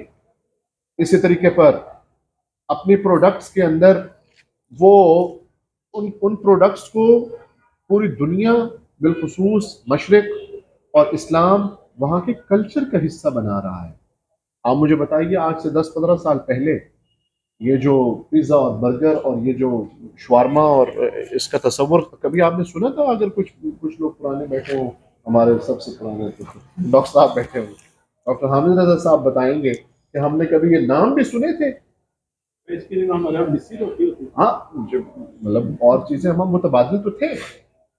تو اب آپ بتائیے کہ یہ جو وہ دودھ بیچتے ہیں اپنا، وہ جو نیسلے والا، تو اور گھی بیچتے ہیں تو وہ کہتے ہیں جہاں ڈالڈا وہاں مامتا۔ حالانکہ مشینوں کے اندر بنا ہوا گھی ہے، مشینوں کے اندر بنا ہوا دودھ ہے، لیکن اس کے ساتھ مامتا کو جوڑ دیا ہے۔ اب ہر کوئی بڑے پیار سے اس کو استعمال کرتا ہے، اور ایسے محسوس ہوتا ہے کہ تب تک ماں کے ہاتھوں کی لذت جو وہ پرانے زمانے کے اندر آلے آگ کے نیچے ڈال کر روٹیاں پکایا کرتی تھی، ساگ بنایا کرتی تھی، میلے کچیلے ہاتھ بھی، اور ساتھ سارا کام چل رہا ہے اور کھانے بن رہے ہیں، اس کا ایک لذت اور ایک اپنی چاشنی ہوتی تھی، اس کی جگہ پہ مامتا کا تصور اس کے اندر ڈال دیا۔ ٹھیک ہے، اور تمی خوش تو ممی خوش۔ اب وہ جو دودھ ہیں، وہ جو لیکوڈ دودھ اور وہ پاؤڈر والے ملک جو کہ بچوں کے اندر نہ معلوم کیا ہارمون چینج کر رہے ہیں، اس پر تو اب آپ پڑھیں گے تو چلے گا نا، لیکن اپنی مارکیٹنگ کے تھرو وہ ہمارا کلچر بنا رہے ہیں۔ یہ چیزیں ہمارا کلچر نہیں ہوتی تھیں جو آج کل ہے۔ ہمارے لباس تک کو چینج کر کے رکھ دیا ہے مغرب نے۔ وہ کیا چاہتے ہیں کہ تہذیب اگر دو ہوں گی یا مغرب کے علاوہ کوئی اور تہذیب ہوگی تو اس کے ساتھ ہماری ڈائیکوٹمی ہوگی اور کلیش ہوگا۔ اس کا حل کیا ہے کہ اس سویلائزیشن کے فرق کو فروتر کیا جائے، کم کیا جائے، ختم کیا جائے۔ جتنی نصاب کے اندر تبدیلیاں ہو رہی ہیں، جتنی اکانومی کے اندر چینجز آ رہی ہیں، جتنا میڈیا آپ کو نئی چیزیں دکھا رہا ہے، اور بھی جتنے بھی آرگنز ہیں، یہ سب کے سب کیا ہیں؟ کہ مغرب کی دراصل اسلامی تفہیم کا وہ پس منظر ہے جو کلیش آف سویلائزیشن کے تناظر میں ہمارے سامنے ہے۔ اب 1960s کے اندر آپ کو پتا ہے کہ انٹرفیتھ ڈائیلاگ کو سٹارٹ کیا گیا اور مغرب کے اندر اس کی ترویج کرنے کی کوشش کی گئی۔ وہی مغرب جو یہ کہتا ہے کہ سالویشن بلانگس ٹو کرسچنڈم، کہ نجات کس کے ساتھ منسلک ہے؟ عیسائیوں کے ساتھ۔ جیسے آپ ہم میں سے ہر ایک علماء سے آپ پوچھیں کہ کون جنت میں جائے گا، کس کا دین قبول ہے اور کس کا قبول نہیں، آپ جھٹ سے سورہ آل عمران والی آیت پڑھ دیں گے، وَمَن يَبْتَغِ غَيْرَ الْإِسْلَامِ دِينًا فَلَن يُقْبَلَ مِنْهُ۔ میں کھل کے بات نہیں کرتا، میں اگر آپ سے پوچھ لوں کہ یہودی کہاں جائیں گے آج کے، تو عیسائی کہاں جائیں گے، آپ فوراً سے کہہ دیں گے کہ وہ جنت میں نہیں جائیں گے۔ نجات کن کو ملے گی؟ اسلام والوں کو، مسلمانوں کو ملے گی۔ یہی بات 60s سے پہلے مغرب کہتا تھا، کیا؟ کہ عیسائیت کے ساتھ بلانگ کرتی ہے سالویشن۔ لیکن پھر انٹرفیتھ ڈائیلاگ کیوں شروع کیا؟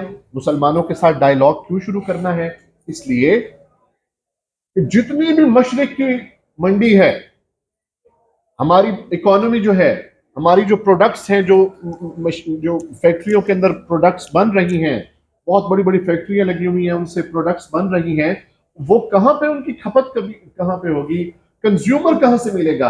ایک بہت بڑا کنزیومر، آبادی تو سب سے زیادہ ہے ہی مسلمانوں کی، میں نے شروع میں بھی آپ سے کہہ دیا۔ تو جو آبادی سب سے زیادہ ہے، اس کو ہماری اکانومی پروڈکٹس کیسے ملیں گی؟ اس لیے پہلے یہ بات طے کریں کہ جناب ہم آپ کو یہ نہیں کہتے کہ صرف عیسائی جنت میں جائیں گے، آپ بھی جا سکتے۔ جب انہوں نے یہ بات کی، پہلے تو وہ اسلام کے ساتھ مل بیٹھنے کے لیے بھی تیار نہیں تھے۔ اب یہ چینج آ رہا ہے ویٹیکن کے اس اعلان کے بعد کہ پھر اسلام بھی ایک مذہب کے طور پر تسلیم کیا جا رہا ہے۔ یہ تب انٹرفیتھ شروع ہو رہا ہے۔ انٹرفیتھ کے پیچھے میں آپ کو کوئی انٹرفیتھ سے منع نہیں کر رہا، لیکن میں آپ کو ایک پس منظر دے رہا ہوں کہ دراصل اس کے پیچھے محرک کیا تھا۔ وہ یہ تھا کہ کس طرح ان کے ساتھ اب تھوڑی سی نیگوسیشنز کی جائے، ان کو اپنے قریب لایا جائے، کیونکہ ہمارے معاشی، ہمارے مالی، ہمارے مادی، ہمارے مفادی تمام مسائل کا جو تانا بانا ہے آج کے اس نیو ورلڈ آرڈر کے اندر، انہی لوگوں کے ساتھ ہے جنہوں نے اس پہ استعمال کرنا ہے۔ تو اس لیے اب ان تک یہ باتیں پہنچانے کے لیے ہمیں انٹرفیتھ ڈائیلاگ کرنا ہے۔ تو یہ وہ تناظر ہے جس کے اندر یہ سارا جو ہے مغرب جو ہے اسلام کی تفہیم پیدا کرتا ہے۔ یاد رکھ لیجئے، آج بھی وہ صرف اور صرف یریدون لیطفئوا نور اللہ بہ، ابھی بھی وہ تہذیب اسلامی کو ختم کرنا چاہتا ہے۔ لیکن اقبال نے صحیح کہا تھا کہ تمہاری تہذیب اپنے خنجر سے آپ ہی خودکشی کرے گی، اور یہ اللہ تعالیٰ کا فرمان بھی ہے کہ واللہ متم نورہ، نور خدا ہے کفر کی حرکت پہ بندہ زن، پھونکوں سے یہ چراغ بجھایا نہ جائے گا۔ لیکن اب بھی آپ دیکھیے کہ جتنا مسلمانوں کا قیمتی دماغ ہے وہ امریکہ، ہاورڈ، فل برائٹ، امریکن اسکالرشپس دے کے گریب کر لیتے ہیں، اور یاد رکھیے وہ آپ کو اپنے طور پر کام نہیں کرنے دیتے، وہ اپنی مرضی کے ٹاپکس دے کے آپ سے کام کرواتے ہیں۔ میں آپ کو امریکہ اور یورپ کی جانبداری کے کتنے واقعات سناؤں، چند ایک کا ذکر کرتا ہوں کہ وہ دراصل اب بھی عادلانہ علم کے قائل نہیں ہیں۔ وہ علم جس کے بارے میں ہمیں کہا گیا ہے کہ اطلب العلم ولو بالصین، خواہ تمہیں چین ہی جانا پڑے، الحکمت ضالۃ المؤمن وجدها من حیث وجدها فهو احق بها، حکمت مومن کی گمشدہ میراث ہے، وہ جہاں پہ اس کو ملے پالو، اور وہ اس کا زیادہ حقدار ہے مسلمان۔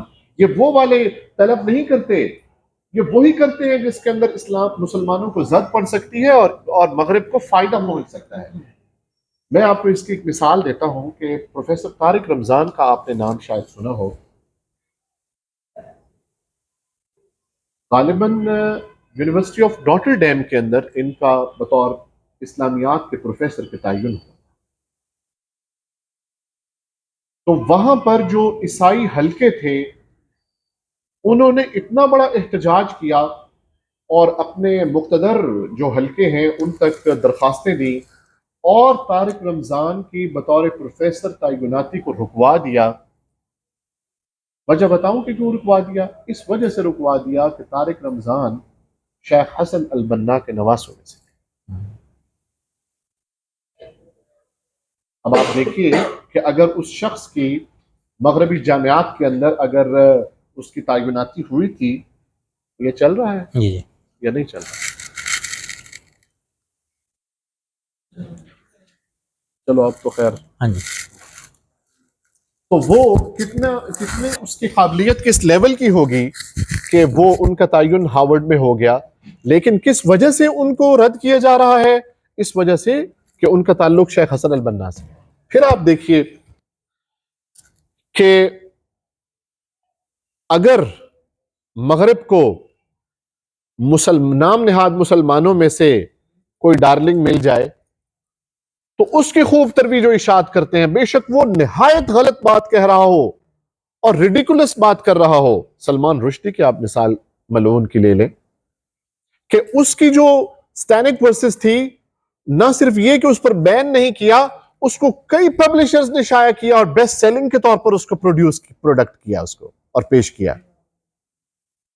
یہ ہے وہ معیار کہ جس میں آپ کو نظر آئے گا کہ امریکہ بہادر جو ہے وہ کس قدر اسلام کے حوالے سے جانبداری سے کام لیتا ہے۔ 1999 کے اندر یونیورسٹی آف نارتھ کیرولینا کے اندر ایک سمر ریڈنگ کا ایک کورس منتخب ہونا تھا، جس میں ایک بہت مشہور مستشرق کارل ارنسٹ کی کتاب جو ہے، ایک کتاب وہ منتخب کرتے ہیں سمر ریڈنگ کے لیے۔ تو 1999 کے اندر approaching to the Quran Carl Ernst کی جو کتاب ہے اس کو منتخب کیا گیا۔ وہاں کی تنظیموں نے اس وجہ سے کہ قرآن بچوں کو سمجھ میں آئے گا اور قرآن کی کوئی تفہیم آئے گی، حالانکہ وہ ایک مغربی گویا کہ اسکالر تھا جس کی کتاب کا مطالعہ ہونا تھا، انہوں نے وہ حلقہ جو ہے، آپ قرآنی حلقہ کہہ لیں، اس کو انہوں نے رکوا دیا۔ یعنی اس طرح سے وہ قرآن کی جو انڈرسٹینڈنگ ہے حقیقی، اس کی راہ میں وہ رکاوٹیں پیدا کرتے ہیں۔ بہرحال بہت ساری مثالیں ہیں، میں اس کو ترک کرتا ہوں۔ خلاصہ یہ ہے کہ مغرب پورا کا پورا جو ہے وہ اسلام کی تفہیم میں اس لیے ناکام رہا ہے کہ انہوں نے شروع دن سے جو ہاسٹیلٹی اپنے دماغ کے اندر پیدا کی تھی، اس کو وہ اپنے کینوس آف مائنڈ سے کھرچ نہیں سکے، اور انہی لینزز کے ساتھ وہ اسلام کا مطالعہ کرتے ہیں۔ تو اب میں نے یہ کچھ سلائیڈز بھی بنائی تھی، لیکن یہاں پہ تو چونکہ سلائیڈز چل نہیں سکتی تھیں، میں نے کہا ہے کہ مغربی مطالعات اسلام کے جو جب آپ دیکھیں گے کہ انہوں نے کام کیا ہوا ہے اسلام کے بارے میں، تو اس میں یہ بات یاد رکھیں، آپ بھی ان کی تحریروں کو تب پڑھیں جب آپ کے دماغ میں یہ پوائنٹس ہوں کہ ان کے ذہنوں میں یہ ہے کہ مسلمانوں کی معاشی قوت کا خاتمہ کیا جائے، ان کا ذہن یہ ہے کہ مسلمانوں کی سیاسی قوت کا خاتمہ کیا جائے، استعماری حربوں کے ذریعے سے وہ غلبہ اور تسلط چاہتے ہیں مسلمانوں کے اوپر، استشراق کے ذریعے سے علمی اور ایکیڈیمک سپیریورٹی اور تفوق اور برتری پیدا کرنا چاہتے ہیں، اور یہ تفوق کی نفسیات ان کی تمام تحریروں میں آپ کو نظر آئے گی۔ حقارت آمیز تصویر کشی، ذرائع ابلاغ کو ایک ہتھیار کے طور پر استعمال کر کے مسلمانوں کا غیر حقیقی روپ پیش کرتے ہیں۔ تو یہ ہے دراصل، لیکن میں ختم اس پہ کر دیتا ہوں۔ ابھی تو میں نے اصل میں آپ کو یہ بھی بتانا تھا کہ قرآن کو انہوں نے کیسے سمجھا اور اس میں کہاں سے ٹھوکریں کھائی ہیں، اور پھر یہ کہ سیرت کو سمجھنے میں ان کو کہاں ٹھوکریں لگی ہیں، وہ کیسے وہ غلط سمجھے ہیں، لیکن یہ الگ الگ سیمینارز کے لیے ہم طے کر لیتے ہیں۔ اب میں آپ کو صرف ایک بات بتا کر اس پہ ختم کرتا ہوں کہ ہمارا المیہ کیا ہے، ہم نے ان کا مقابلہ کیسے کرنا ہے۔ یاد رکھیے، ہم نے ان کا مقابلہ نعرے بازیوں سے اور محض ان کو برا بھلا کہہ کر نہیں کرنا۔ ہم نے ایسا اسلوب اختیار کرنا ہے کہ ایکیڈیمک اپروچ کے ساتھ اور دلیل اور استدلال کی قوت کے ساتھ اور قلم کی شوکت کے ساتھ اچھی گفتگو کے ساتھ ہم نے اس کا جواب دینا ہے۔ اب المیہ ہمارا کیا ہے؟ یہ ایڈورڈ سعید کی زبان میں آپ کے سامنے رکھنا چاہتا ہوں. وہی ایڈورڈ سعید جس نے وہ پاسما مل گئے کعبے کو صنم خانے سے. آج اگر ٹاپ کلاس تنقید اورینٹلزم پہ ہوئی ہے تو ابھی تک دریا کے اندر تنقید کے اورینٹلزم کی تنقید کے دریا کے اندر اورینٹلزم کے جو تنقید کے کا تموج ہے اور لہریں ہیں آج تک وہ نہیں تھمی اور ابھی تک ان لہروں کی باز گشت سنائی دے رہی ہے. تو وہ یہ کہتے ہیں کہ المیہ یہ ہے کہ اسلامی ممالک کے پاس نہ اسکائی نیوز ہے، نہ وائس آف امریکہ ہے، نہ CNN ہے اور BBC بھی نہیں ہے اور کوئی بھی ایسا بڑا network news network موجود نہیں ہے جو اپنا اثر ڈال سکے. تو میڈیا کو کس طرح سے کام کرنا پڑے گا کہ وہ اسلامی تہذیب اسلامی مغرب کے آگے بند باندھ سکیں اور ایک بہترین لائے عمل پیش کر سکیں، اس کے لیے بہترین میڈیا کا سہارا لینا پڑے گا. اور مسئلہ کیا ہے کہ ہمیں اب ایڈورڈ سعید کہتا ہے کہ چھوٹے چھوٹے نیوز نیٹ ورک پر انحصار کرنا پڑتا ہے جس کے ناظرین مغربی دنیا میں نہ ہونے کے برابر ہیں. ہماری بات ان تک پہنچتی ہی نہیں ہے اور نہ ہی وہ مغربی پروپیگنڈے کا شافی جواب دینے سے قاصر ہیں. اسی طریقے پر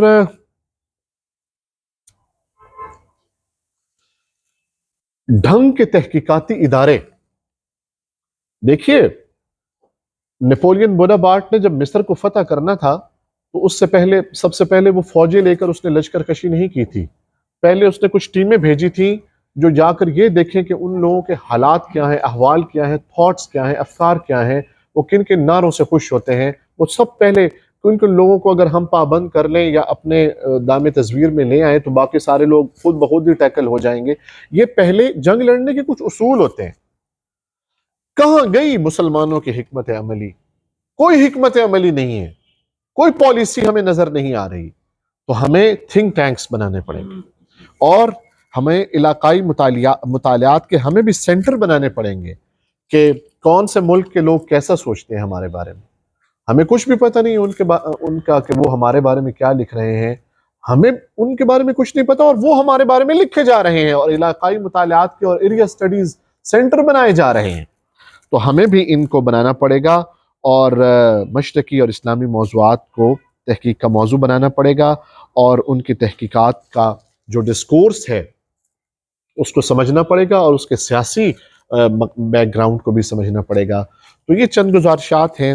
میرا خیال یہ ہے کہ اگر اسی پر ہی اکتفا کر لیا جائے تو کافی رہے گا. باقی اگر آپ کوئی سوال وغیرہ کرنا چاہیں تو کر سکتے ہیں. الغرض یہ کہ اگر آپ اسلامی علوم کے مطالعے میں مغربی جو فکر ہے اس میں یا روایت ہے اس میں کیسے کیسے ارتقاء ہوا ہے، کیسے کیسے تبدیلیاں ہوئی ہیں. ایک آرٹیکل ہے جان اوول کا، changing western approaches to Islamic studies. اگر میں ریکمینڈ کروں گا اگر آپ اس مقالے کا مطالعہ کریں گے تو آپ کو کچھ بہتر پوائنٹس مزید. ہاں جی، یہ جان اوول ایک لکھاری ہیں، ان کا ایک مقالہ ہے changing western approaches to Islamic studies. یہ بہت مفید رہے گا، اس کا ضرور مطالعہ کیجیے. ایک البتہ اردو میں اگر آپ پڑھنا چاہیں تو ہمارے ایک بہت اچھے دوست ہیں ڈاکٹر حافظ مبشر حسین لاہوری صاحب. وہ پچھلے دنوں ہارورڈ کے فل برائٹ اسکالرشپ پہ گئے ہوئے تھے. تو فکر و نظر میں ان کا ایک مضمون شائع ہوا ہے امریکہ میں مطالعات اسلامی کے حوالے سے. وہ نہایت وہ مفید ہے اور سمجھنے کے لیے اچھا ہوگا. اور خرم مراد کی اسلام اور مغرب ضرور پڑھیں اور سید ابو الحسن علی ندوی کی اسلامیت اور مغربیت کی کشمکش، مغرب سے کچھ صاف صاف باتیں، یہ چیزیں ضرور پڑھیے. محمد اسد کی کتابوں کو ضرور پڑھیے. اور اگر مزید تھوڑا سا ہمارے ہاں روایتی اور ذرا تھوڑا سا روایتی انداز اگر دیکھنا ہو تو پھر سید ابو الاعلیٰ مودودی کی کتابیں پڑھیں اور تنقیدات پڑھیں، پردہ وغیرہ پڑھ لیں سماجیات کے حوالے سے، یا پھر جو ہے مریم جمیلہ کی کتابیں پڑھیں. ویسٹرن ڈسکورس کے اوپر مریم جمیلہ نے کمال لکھا ہے، اورینٹلزم کے اوپر بھی کمال لکھا ہے. تو میں چاہوں گا کہ یہ اگر آپ چیزیں دیکھ لیں گے تو آپ نجیبہ عارف کی کتاب ہے وہ پڑھ لیجئے. تو آئی ہوپ کہ اکبر احمد صاحب کی کتاب پڑھ لیجئے. تو یہ بہرحال آپ کے لیے مفید چیزیں رہیں گی. دس از فرام مائی سائڈ، اور آئی ہوپ کہ آپ کو میری چند منتشر باتوں سے کچھ نہ کچھ سیکھنے کا اللہ کرے موقع ملا ہو. بہت بہت شکریہ. جی آپ میں سے کوئی اگر سوال کرنا چاہے، بات پوچھنا چاہے. جی محمد آپ نے جو فرمایا ہے کہ آگے ان کی جو منصوبے ہیں کیسے کیا جائے، ہمیں ان چیزوں پہ فوکس کرنے کی ضرورت ہے. وہ سر ان کے فیسیلیٹیٹر تو ہمارے جو یہاں نظام رائج ہیں، جو ذمہ داران ہیں، جی یہ سارے فیسیلیٹیٹر کے طور پہ کام کر رہے ہیں. تو ہمیں سب سے پہلے کیا چاہیے؟ ہمارے جو ہاں کوئی نہ فکری گانگت ہے، نہ کوئی ہمارے پاس جو مذہب پسند جو قوتیں ہیں، وہ تو پہلے سے خود سے منتشر ہیں. جی جی کوئی ایک دوسرے کے ساتھ بیٹھنے کے لیے تیار نہیں ہے. تو ہمیں کیا چاہیے کہ پہلے یہ جو اوپر لوگ بیٹھے ہیں، اگر کوئی کوشش کرتا ہے اجتماعی کوشش، جی جی اس جی کو بھی وہ سبوتاژ کر دیتے ہیں. بالکل.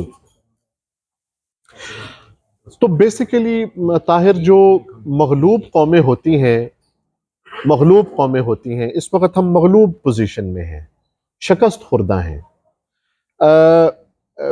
یاد رکھیے کہ ہمیشہ جو مغلوب قومیں ہوتی ہیں وہ ہمیشہ مغلوب نہیں رہتی. مغلوبیت ہی سے فتوح کے نظارے نکلتے ہیں اور تانتے نکلتے ہیں. میں آپ کو یہ بات بتاؤں کہ جو دنیا کا پیراڈائم ہے وہ چینج ہو گیا ہے. پہلے یہ ہوتا تھا کہ محمد بن قاسم اپنے علاقے سے نکلا ہے، کئی علاقوں سے ہوتا ہوا کسی نے راستے میں اس کو نہیں روکا کہ یار ہمارے ملک میں تم کیوں داخل ہو رہے ہو اور ہماری ٹیریٹری میں کیوں داخل ہو رہے ہو. وہ سیدھا چلتا چلتا چلتا چلتا چلتا سندھ تک آن پہنچا. اب آپ کے اندر بھی اگر جوش اور جذبہ اٹھ رہا ہے کہ میں امریکہ کی اینٹ سے اینٹ بجا دوں یا میں ان کے یہ سارے نظام کو تہس نہس کر دوں، اٹھ رہا ہے. کچھ لوگ بڑے جذباتی ہوتے ہیں اور بڑی جرأت مندانہ ان کے اندر رندی ہوتی ہے. تو اب لیکن آپ کے پاس اب یہ موقع نہیں ہے کہ آپ گھوڑے کے اوپر بیٹھیں اور امریکہ پہنچ جائیں، بلکہ اب آپ کو ہر ایک ملک کی سرحد سے آگے کراس کرنے کے لیے آپ کو ایک اجازت نامہ اور ویزے کی ضرورت ہوگی. یہ جو دراصل مغرب نے پوری دنیا کے اندر سرحدی نظام بنایا ہے، یہ بھی دراصل حکمرانی کے لیے بنایا ہے، تسلط کے لیے بنایا ہے کہ ہر کوئی ہمارا زیر نگین ہو. اتنی غلامی کہ آپ سے پوچھیں تو آپ، زمین تو اللہ کی زمین ہے. آپ دیکھیے نا، ہم حج کرنے کے لیے جاتے تھے پرانے زمانے کے اندر، کوئی ویزا اپلائی کرتے تھے، چل پڑتے تھے، 6 ماہ کے بعد پہنچ جاتے تھے وہاں پہ. جو فوت ہو گیا راستے میں اس کا ویزا نہیں تھا اللہ کی طرف سے. تو پہلے یہ نہیں تھا. اب آپ کے اپنے جو ذاتی جذبات ہیں جو ہماری تاریخ پڑھ کے پیدا ہوتے ہیں، اب وہ جذبات کام نہیں دیں گے. سمجھنا پڑے گا کہ ڈائنامکس جو ہیں وہ دنیا کے بدل چکے ہیں، لہٰذا اب اسی کے مطابق آگے چلنا پڑے گا. اب سکہ رائج الوقت کیا ہے کہ زبانیں آئیں. اب سکہ رائج الوقت کیا ہے کہ اچھے پبلشر ہوں جو اچھی کتابیں چھاپیں. میں جب بھی کتابیں دیکھتا ہوں، اردو میں چھپی ہوئی کتابیں ہیں، یقین کیجئے ان کے اندر پروف ریڈنگ کی غلطیاں ہوتی ہیں، ٹائٹل پہ پروف ریڈنگ کی غلطیاں ہوتی ہیں. آپ مجھے دکھائیں ذرا انہی اورینٹلسٹ کی جو ہمارے بقول انشاءاللہ جہنم میں جائیں گے، ذرا ان کی مجھے کتابیں دکھائیں اور مجھے ان میں سے کوئی پروف ریڈنگ کی مسٹیک دکھا دیں. الا نادرن. یعنی ہم لوگ اس طرح سے نہ پڑھنا چاہ رہے ہیں اور نہ مطالعات کرنا چاہ رہے ہیں. اور جب کیا تھا تب ہم تھے سربراہ، ہم دنیا کے اندر علم بانٹ رہے تھے. ہمارا وہ جو دور تھا وہ آج بھی جو مغرب ہے اسی کا رہین منت ہے، لیکن اب ہم نے چھوڑ دیا ہے. تو دراصل ہمیں مطلب یہ بات دیکھنی پڑے گی کہ اس وقت ہم جس پورے شکنجے میں ہیں اس کے اندر صرف ایک مجاہد کچھ نہیں کر سکتا، بلکہ ایک سٹینو بھی چاہیے، ایک تیز سپیڈ والا ٹائپوگرافر بھی چاہیے، ایک بہت اچھا مقرر بھی چاہیے، ایک بہت بڑا لڑنے والا اور مجاہد بھی چاہیے، ایک بہت اچھا ٹیکنیکل مائنڈ بھی چاہیے جو ہائیڈروجن بم بنا سکے. آپ کو اب خود ترقی کرنی پڑے گی. دنیا کے اندر جتنے وسائل ہیں ان کو دیکھ کر، ان کو بروئے کار لا کر اپنی کوششوں کو برابر ثابت کرنا پڑے گا. یعنی یہ بات میں اس لیے نہیں کہہ رہا کہ نوبل پرائز سارے ان کو کیوں ملے ہیں. بھائی ہمارا کام واقعتاً ایسا تھا بھی نہیں. اگر ہمارا ایسا کوئی قابل ہو تو ہم شان کئی دیتے ہیں، ڈھونڈنے والوں کو دنیا بھی نہیں دیتے ہیں. ہم نے خود اس طرح سے کیا ہی نہیں، ہم خواب غفلت میں سو گئے ہیں. تو میرا خیال یہ ہے کہ طاہر جتنا ہم مطلب ہر سیگمنٹ آف لائف کے اندر مسلمانوں کے اندر حرارت جب تک نہیں پیدا ہوگی اور جب تک وہ کوالٹی کام نہیں کریں گے، آپ یقین کیجئے میرے ادارے اس لیے تباہ ہیں، پریشان کن صورتحال سے ہیں کہ وہاں کار پردازان جو ہیں وہ کام نہیں کرنا چاہتے. جو کرنا چاہتے ہیں وہ کچھ اور مفادات اور مادی طریقوں کے حصول کے بعد کرنا چاہتے ہیں. اپنے فرائض کو ہم نہیں ادا کرنا چاہتے. بچے پیدا کر لیتے ہیں، بچوں کی تربیت نہیں کرنا چاہتے. خود مسلمان ہو گئے ہیں، مسلمان ہونے کے جو تقاضے ہیں ان کو نہیں پورا کرنا چاہتے. جنت کے طلبگار ہیں، جنت کے لیے کوشش نہیں کرنا چاہتے. خواب اچھے دیکھنا چاہتے ہیں، ویزے اچھے ممالک کے لینا چاہتے ہیں، ٹوفل اور آئلٹس نہیں کرنا چاہتے. کرنا کچھ نہیں چاہتے. ہم چاہتے ہیں معجزاتی طور پر اللہ تعالیٰ کی مدد آ جائے. حالانکہ اللہ تعالیٰ نے تو ایک نظام رکھا ہے کہ وَأَمَّا مَا يَنْفَعُ النَّاسَ فَيَمْكُثُ فِي الْأَرْضِ. جو زمین پر دوسروں کو نفع دے رہا ہوگا، فیسیلیٹیٹ کر رہا ہوگا، میرا مسلمان میرے دوسرے بھائی مسلمان کی نیچے سے سیڑھی کھینچ رہا ہے، فائدہ دینے کی بجائے نقصان دے رہا ہے. ایسی قومیں قوم نہیں بنتی، ایسی امت نہیں بن سکتی. یہ جڑنے کے لیے کیا سوچ ڈیولپ کرنی ہے، اس کے لیے سوچیں. کلاس میں کیا انکلکیٹ کرنا ہے، بچوں کو کیا پڑھانا ہے، اساتذہ آپس میں ایک دوسرے سے کیسے محبت پیدا کر سکتے ہیں، رشتہ داروں کے، فیملی کے، محلے کے لوگوں کے مابین تعلق پیدا کرنے کے لیے میں کیا کردار ادا کر سکتا ہوں. میرا یہ خیال ہے کہ ہر سیگمنٹ آف لائف میں جب روشنی کا دیا جلے گا تو یہ بات آگے بڑھے گی. جی اور سر آپ کے سوال سے آگے سوال ہے. اصل میں اگر ہم مستشرقین کو دیکھیں تو ان کو باقاعدہ طور پر حکومتی سرپرستیاں حاصل رہیں گی، ان کو ایڈز وغیرہ بھی فراہم کرتے رہیں، جو بھی وہ کام کرتے ہیں اس کو عوامی سطح پر لانے کے لیے بھی کوششیں کرتی ہیں. لیکن ہمارے ہاں اگر ہم اس ماحول کو دیکھیں، پاکستان کے ماحول کو دیکھیں یا اسلامی ممالک کے ماحول کو دیکھیں، ہمیں تو ایسا کام کرنے کے لیے بجائے ثبوت دے. بالکل یہ بات ٹھیک کر رہے ہیں، لیکن اچھے کام آئے ہیں سامنے اور ان کی پذیرائی ہو رہی ہے. ڈاکٹر مصطفیٰ اعظمی سر، اس کے کام کو انور عبد الملک جنہوں نے اچھا کام کیا ہے، اچھا ڈاکٹر حمید اللہ، فواد سیزگین، مصطفیٰ سبائی، ڈاکٹر جو ہے اپنے کیا اس کا نام ہے موہر علی. تو جن لوگوں نے محنت سے اور اچھا کام کیا ہے، جبل محمد ببن اور بھی کافی لوگ ہیں جن لوگوں نے اچھا کام کیا ہے، ان کی پذیرائی ہوئی ہے. آپ یہ دیکھیے نا کہ تنقیدات بھی اگر ہوئی ہیں تو وہ چج کی ہونی چاہیے. ہم جو مستشرقین کے خلاف لکھیں گے وہ گالیوں کے سوا کچھ نہیں لکھتے. معذرت کے ساتھ آپ کی بات ہے. اب اس میں دیکھیں ہمارا ایلیٹ کلاس مستشرقین کو تو پڑھتا ہے، لیکن جو ہمارے اسلامک اسکالرز ان کا عربی ان کو کیوں نہیں پڑھتا؟ نہیں، لمز کے اندر مصطفیٰ اعظمی کی کتاب لگی ہوئی ہے. دیکھو یعنی چینج لانی پڑے گی. جب نہیں یہ چیزیں تھیں تو وہ لوگ وہی پڑھتے تھے. اچھا لکھتا کون ہے؟ مونٹگومری واٹ کی آپ تحریریں پڑھیں، Muhammad the prophet and statesman, Muhammad at Mecca, Muhammad at Medina, آپ پڑھ کے حیران ہو جائیں گے. تو یہ دیکھیں، یہ مطلب سٹائل سیکھیں. سٹائل تو ہم سیکھ سکتے ہیں نا.